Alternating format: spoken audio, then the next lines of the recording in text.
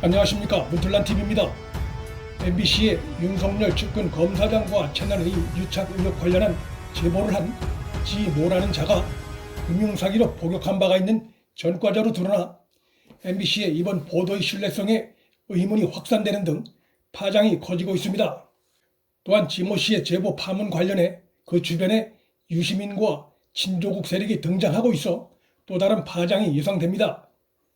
제보자 지모 씨 주변 인물로 드러나고 있는 유시민, 황희석, 최강욱 등은 모두 조국을 옹호하며 윤석열 총장에 대해 노골적인 불만을 드러내온 자들이란 공통점이 있습니다.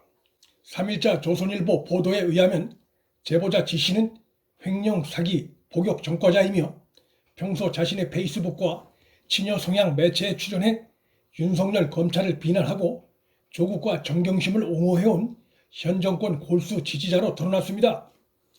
그는 이번 MBC 제보 이전에도 뉴스타파나 김어준 방송에도 출연했는데 지난해 10월 김어준의 뉴스 공장에 출연했을 당시 김어준이 지 씨를 소개하며 지난 20여 년간 M&A 시장에서 활동하신 분야의 전문가라고 추켜 세운 것은 지 씨의 사기성을 엿보게 하는 대목입니다.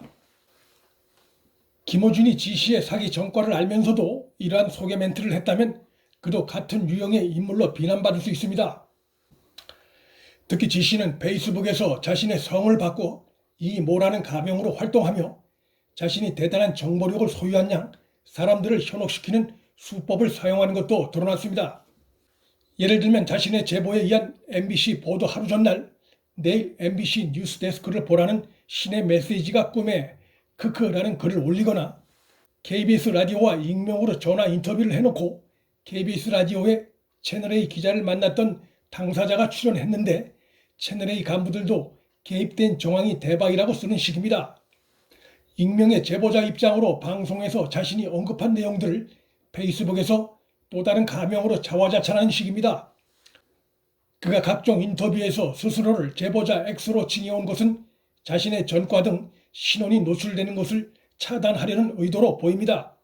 특히 그의 주변 인물로 유시민, 황희석 등 친조국 세력이 드러나 이번 보도 파문에 친조국 세력이 개입된 의혹이 더욱 커질 전망입니다.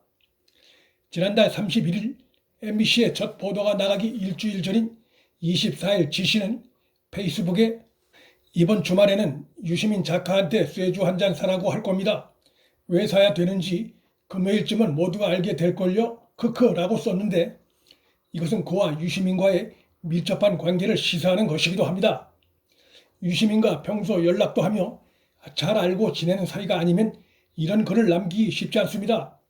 유시민이 3일 아침 라디오에 출연해 채널A 기자와 검찰 내 윤석열 총장 측근 검사장의 실명을 언급한 것은 제보자 지 씨의 실체가 드러나는 등 역풍이 조짐이 일자 그가 일종의 선수를 친 것으로 보입니다. 지모 씨는 유시민과 관계뿐만 아니라 조국 수호대로 평가되는 황희석 전 법무부 인권국장과의 깊은 관계도 드러냈습니다. 그는 채널A 기자와 자신이 나눈 대화 녹취록 자료 등을 열린민주당에 제공했다고 밝혔는데 그 자료는 열린민주당의 비례 후보로 나선 황희석에게 전달된 것으로 드러났습니다.